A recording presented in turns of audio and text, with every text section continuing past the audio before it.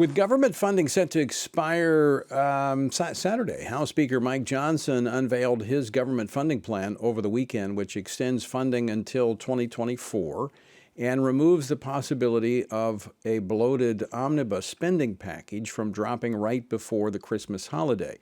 Now, the plan includes a creative two-step laddered approach to funding, which, though rare, has been used before in Washington. The Biden administration and Senate Democrats have criticized the idea. But earlier today, President Biden said he wasn't going to make a judgment on it, saying instead that he would wait and see what comes out of the talks between the Speaker and Democrat leaders in the House and the Senate. With less than a week on the clock, would the White House allow a government shutdown? Well, joining me now to discuss this is Congressman Buddy Carter. He serves on the House Budget Committee, and he's joining us from the House floor because he's got to go speak in just a moment. Congressman, thanks so much for joining us today. Thank you, Tony. Always a pleasure to be with you. All right, so break it down for us. Explain to our viewers and our listeners what is being proposed, this two-step temporary funding measure. Well, first of all, let me say that I applaud Speaker Johnson. I think this is a great idea, personally. Essentially, what we do, as you know, we have to have 12 appropriation bills passed. Our goal is to avoid a Christmas tree omnibus like we have experienced in the past. We set that as one of our goals at the first of the year, that we did not want that to happen again. We don't want the government to shut down. We want the government to stay open. So this accomplishes both of those things. But what happens with this is that we take four bills. We take MilCon VA, THUD, that's Transportation and Housing and Urban Development, Ag and Energy and Water. We extend them through January 19th. Everything else we extend through February 2nd with clean CRs. Now, what that does is that it gives us the opportunity to work on those four bills, the MilCon VA, THUD, Ag, and Energy and Water, until January 19th. If we can get them done, then we go ahead and conference with the Senate. We go ahead and get them signed by the president. They go into effect.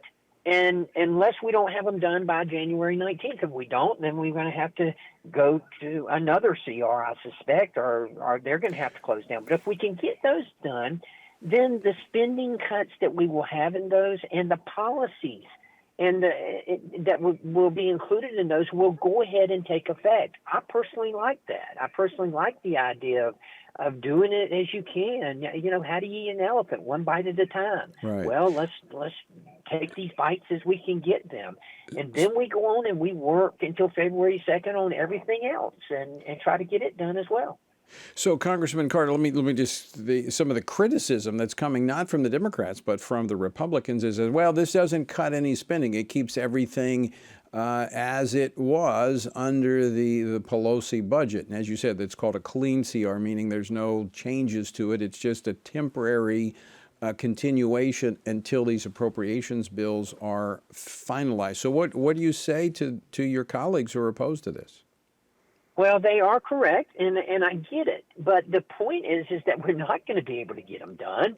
We're not going to be able to get all 12 bills with the spending cuts done anytime soon, certainly not before January the 19th. And right. Why not go ahead and do what we can do until then?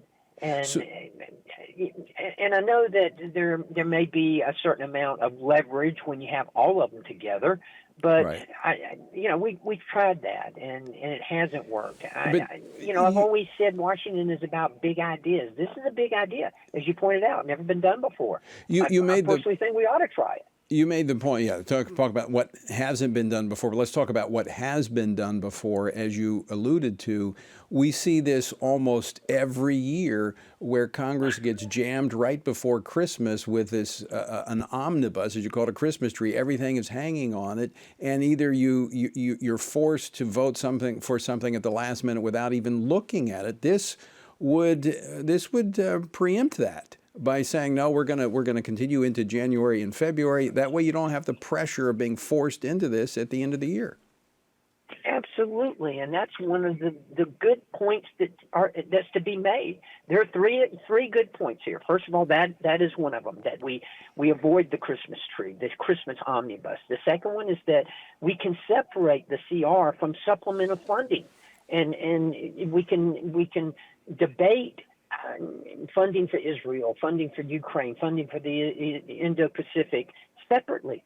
And it should be done separately, because I guarantee you, if we do this omnibus, they're going to include that in there, and it's going to be jammed down our throat. But the third thing it does is we avoid a government shutdown. And whereas I have always said that a government shutdown is not the worst thing that could happen. The worst thing that could happen would be for us to continue to spend like we're spending recklessly.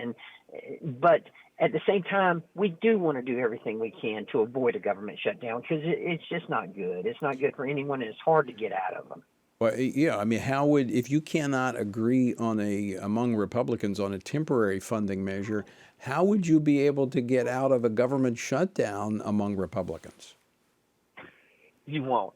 And politically speaking, we'll take the blame for it. We'll take a hit for it, and we always do. And that's no good. It's not going to accomplish anything at all. So let's do everything we can to avoid a government shutdown, and let's take incremental wins when we can. Let's move the ball down the field. And this would be doing that. No, it's not a long touchdown pass, but it is advancing the ball down the field, and that's good. Right, you're moving toward the first down. A final question for you, because I know you got to get to the floor, and we're almost out of time. This is in part to work. This is going to require some Democratic votes in the House. Is this going to set up another attack on the Speaker to try to remove a Speaker, or have the Republicans learned the chaos that brought on last time? I'm not sure what lessons we've learned, to be quite honest with you, what lessons some members of our conference have learned. I think it's unfair. Mike Johnson inherited this situation. He inherited this mess, if you will. You can't really hold him responsible for what he inherited like this, and he's doing the best he can with it. I personally, I thought it was a dumb thing to do, to vacate the chair and to get rid of Speaker McCarthy. I thought that was a big error on our part, but it is what it is. It's done, and now we have the same situation with Mike Johnson, and if we repeat that, then shame on us. If they come up with a motion to vacate the chair and get rid of Mike Johnson because of what he's doing here, I think that's just terrible. I don't think the American people would have much patience for that. Congressman Carter, we're out of time. Always great to talk with you. Thanks so much for joining us.